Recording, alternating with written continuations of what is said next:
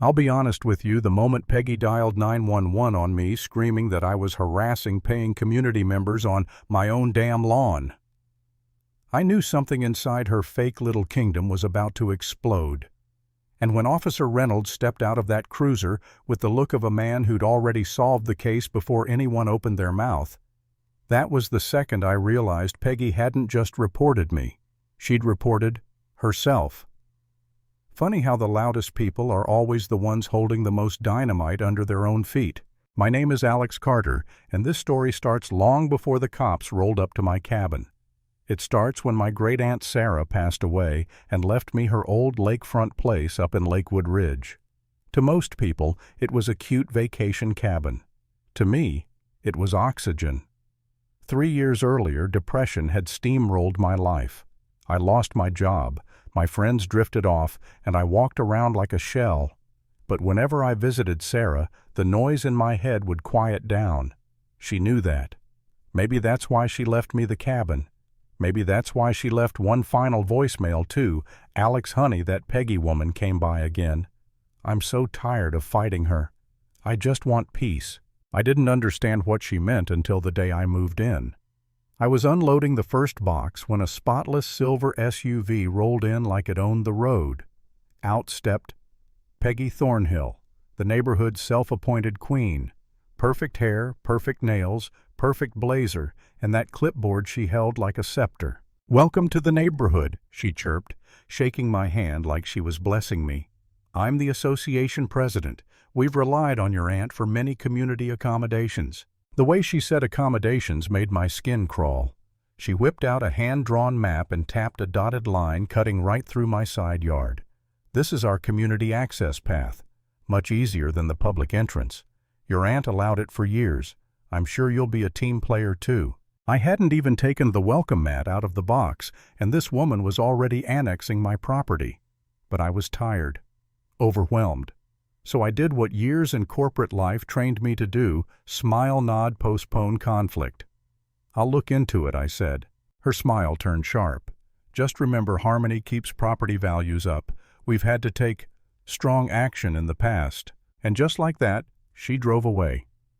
I stood in my driveway staring at that stupid dotted line on her stupid map, wondering what kind of strong action Aunt Sarah had endured. Turns out I was about to find out. The first week felt like living next to a beach rental.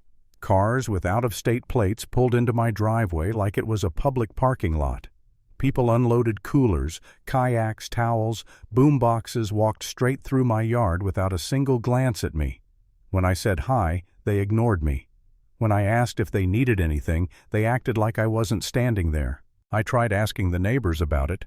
Mrs. Martinez, the sweet older lady next door, practically flinched when I mentioned Peggy's name. "Just be careful," she whispered before shutting her door like she was afraid someone was watching. A young couple down the street suddenly found the pavement very interesting whenever I walked by. It didn't take long before the HOA violation notices started arriving. 3 and 5 days.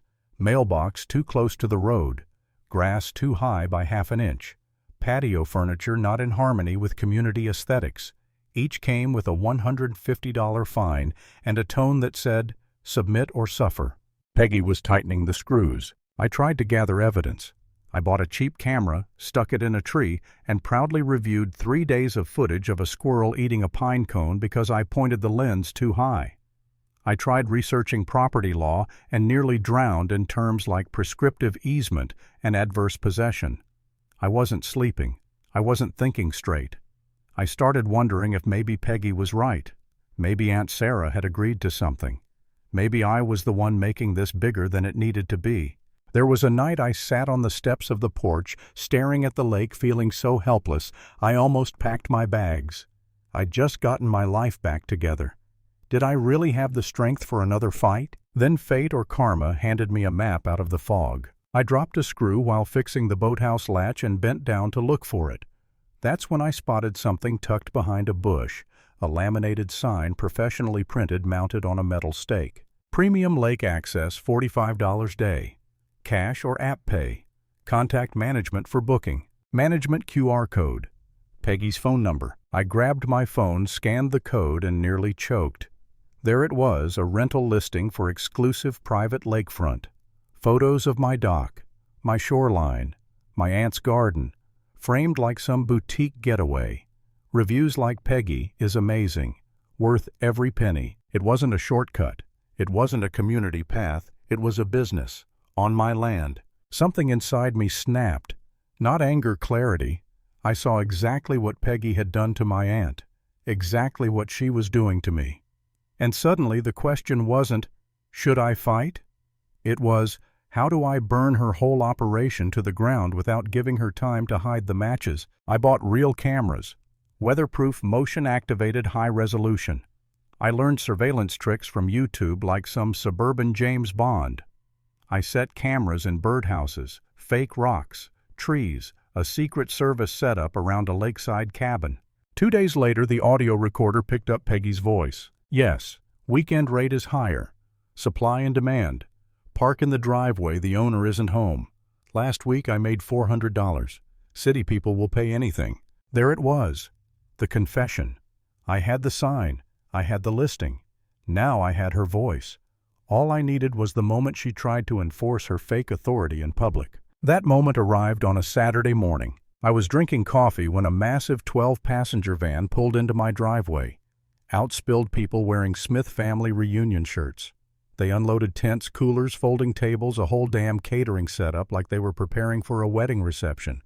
They marched into my yard and started hammering stakes into my grass. I walked over, phone recording in my pocket. Morning, I said. I think there's been a mistake. This is private property. A woman looked up from her cooler. What do you mean? We booked this place 2 months ago. Paid Margaret. Margaret, you mean Peggy? A man waved a printed invoice at me. She said, this is the premium community access point, 55 a head, 12 of us, $660 for my front yard. I took a deep breath. Guys, you've been scammed. Peggy doesn't own this land. I do.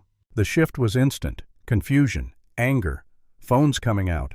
The group demanded she come down immediately. And Peggy. She showed up in 8 minutes flat, clipboard blazer, righteous fury. She stormed right past me and addressed the family like I was an annoying shadow. I'm so sorry about this, she gushed. This resident is new and hostile. Please ignore him. You have every right to be here. Then she turned to me, flipped on her phone camera, and screeched, Alex, you are harassing paying community members. I'm documenting this. I asked Peggy, did they pay you? She snapped. They paid a maintenance fee. Show me the bylaws, I said. Show me the bank account. Her eyes flickered panic. The family stared at her. She felt the control slipping, and Peggy wasn't the type to lose quietly. That's when she pulled out her phone and dialed 911. I need police immediately. This man is blocking access.